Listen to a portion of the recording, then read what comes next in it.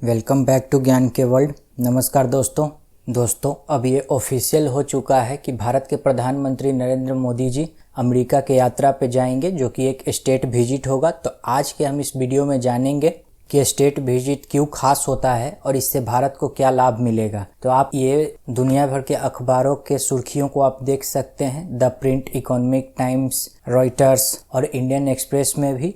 दरअसल दोस्तों ये खबर जो है ये दुनिया का बदलता हुआ वर्ल्ड ऑर्डर को दिखाता है। तो आज के इस वीडियो को शुरू करते हैं। अगर आपको ये वीडियो पसंद आता है तो प्लीज़ लाइक करें और चैनल को सब्सक्राइब जरूर करें। दोस्तों फाइनली अब ये ऑफिशियल हो चुका है कि प्रधानमंत्री मोदी जो बाइडन और जिल बाइडन के इन्विटेशन पे यूएस जाएंगे, वो भी स्टेट विजिट पे, और जहां की इनको होस्ट किया जाएगा जिल बाइडन के द्वारा स्टेट डिनर के लिए। उसके बाद अगर बात करें कि ये जो विजिट है इससे भारत को क्या लाभ होगा और यूएस क्यों इस समय इस विजिट को प्लान कर रहा है, तो उसके पीछे जो सबसे बड़ा कारण है तो यूएस का दो कारण है। सबसे पहले तो यूएस में भी 2024 में चुनाव आने वाला है और दोनों ही देश के बीच जो बायलैटरल रिलेशन है उसको भी बेहतर किया जा सकेगा। के बाद अगर हम यहाँ देखें तो दोनों ही नेशन के बीच में जो कॉमन चैलेंज है जैसे क्लाइमेट चेंज, हेल्थ सिक्योरिटी, इसको भी डिस्कस किया जाएगा और दोनों ही देश के बीच में टेक्नोलॉजी पार्टनरशिप को बढ़ावा दिया जाएगा। साथ ही साथ डिफेंस एंड क्लीन एनर्जी के रिगार्डिंग भी जो है बात आगे बढ़ने वाला है। और इस यात्रा को ऐतिहासिक क्यों कहा जा रहा है, तो इस यात्रा को ऐतिहासिक इसलिए कहा जा रहा है क्योंकि आखिरी बार जो भारत के कोई प्रधानमंत्री जो यूएस में स्टेट विजिट के तौर पे गए थे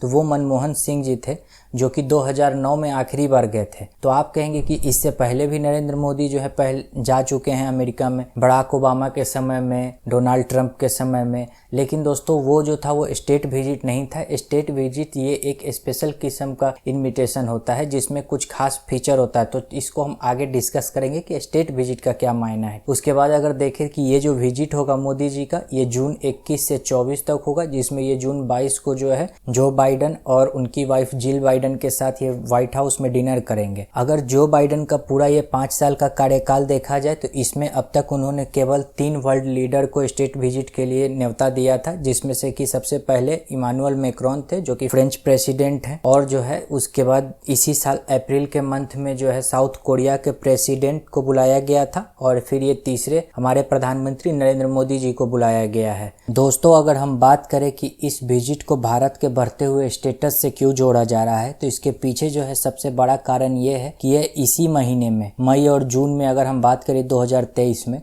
तो मोदी जी और बाइडन के बीच में ऑलरेडी 3 से 4 मीटिंग होना लगभग तय है। क्योंकि मोदी जी और बाइडन दोनों ही जो है सो कि ऑस्ट्रेलिया, जापान और पपुआ न्यू गिनिया जाने वाले हैं। पपुआ न्यू गिनिया का अगर लोकेशन देखा जाए तो ये ऑस्ट्रेलिया के ठीक ऊपर है और इंडोनेशिया के पास में है। तो यहाँ मोदी जी और बाइडन दोनों ही जाने वाले हैं, ठीक है। और इसमें कम से कम 4 बार ऐसा समय आएगा जब दोनों ही आपस में मीटिंग करेंगे। लेकिन इसके बावजूद भारत के प्रधानमंत्री को व्हाइट हाउस से इन्विटेशन आता है, जो कि भारत के बढ़ते हुए कद को दर्शाता है। अगर बात जून और मई महीने की करें तो इसमें जो है सबसे पहले जापान के हिरोशिमा में G7 का समिट होगा। उसी के ठीक बाद जो है पपुआ न्यू गिनिया में जो है वो पैसिफिक आइलैंड लीडर समिट होगा, और फिर ऑस्ट्रेलिया में जो है क्वाड लीडर्स का समिट होगा, जिसमें चारों देश के राष्ट्राध्यक्ष आपस में मिलेंगे। क्वाड में दरअसल दोस्तों यूएस, इंडिया, जापान और ऑस्ट्रेलिया, ये चारों ही देश जो है इंडो पैसिफिक को लेकर स्ट्रेटजी तैयार करते हैं। स्टेट विजिट और नॉर्मल विजिट के बीच का अगर अंतर देखा जाए तो लगभग आप हर वो काम स्टेट विजिट में कर सकते हैं जो नॉर्मल विजिट के दौरान कोई भी राष्ट्राध्यक्ष करते हैं, जैसे कि अपने डायस्पोरा से मिलना, साथ ही साथ वहाँ के प्रमुख कंपनी के CEO वगैरह से मिलना, बिजनेस के लिए आमंत्रण देना इत्यादि, ये सारे कार्य को कर सकते हैं। लेकिन इसके अतिरिक्त जो हो जाता है वो ये होता है कि इसमें काफी ज्यादा सम्मान मिलता है स्टेट विजिट में, जिसमें जैसे ही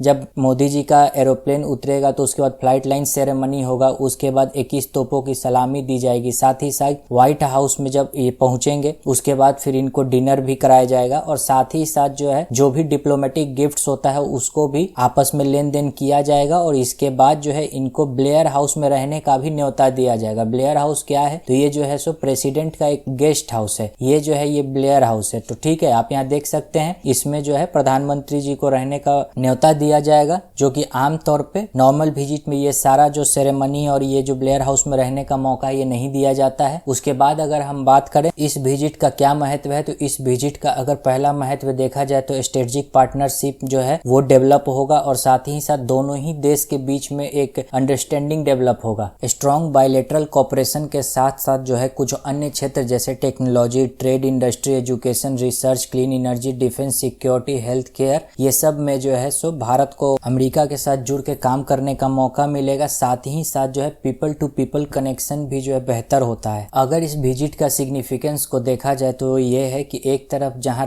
रसिया यूक्रेन वॉर के होने के बावजूद भारत ने ना ही रसिया का साइड लिया और ना ही वेस्ट के प्रेशर में आकर के रसिया को कंडेम किया। भारत ने जो है दोनों ही देश से, रसिया से क्रूड ऑयल और यूएस के साथ अपना बायलैटरल ट्रेड को कंटिन्यू रखा। तो ये भारत की एक तटस्थ स्थिति को दर्शाता है। साथ ही साथ भारत के लिए ये जरूरी इसलिए भी है, चाइना का जो एग्रेशन है वो इंडो चाइना बॉर्डर पे और साथ ही साथ इंडो पैसिफिक रीजन में काफी तेजी से बढ़ रहा है और इसी के लिए जो है दोनों देश को आपस में एक साथ मिलजुल कर इसमें काम करना पड़ेगा ताकि चाइना का जो थ्रेट है इस क्षेत्र में उसको काउंटर किया जा सके। हाल ही में वर्ल्ड लीडर का एक अप्रूवल रेटिंग आया था जो कि मॉर्निंग कंसल्टेंट के द्वारा लाया जाता है और ये जो है सो यूएस बेस्ड एक फर्म है, कंसल्टिंग फर्म है। तो इसमें जो है मोस्ट पॉपुलर जो वर्ल्ड लीडर थे उसमें प्रधानमंत्री मोदी का रेटिंग जो है 77% दर्शाया गया है और यह भी एक कारण है कि बाइडेन के द्वारा जो है प्रधानमंत्री मोदी को यूएस बुलाया जा रहा है ताकि उनका जो इंडियन डायस्पोरा है उसका समर्थन वो प्राप्त करे। साथ ही साथ अगर इंडो पैसिफिक में अगर भारत के महत्व को देखा जाए तो आप यहाँ देख सकते हैं कि भारत का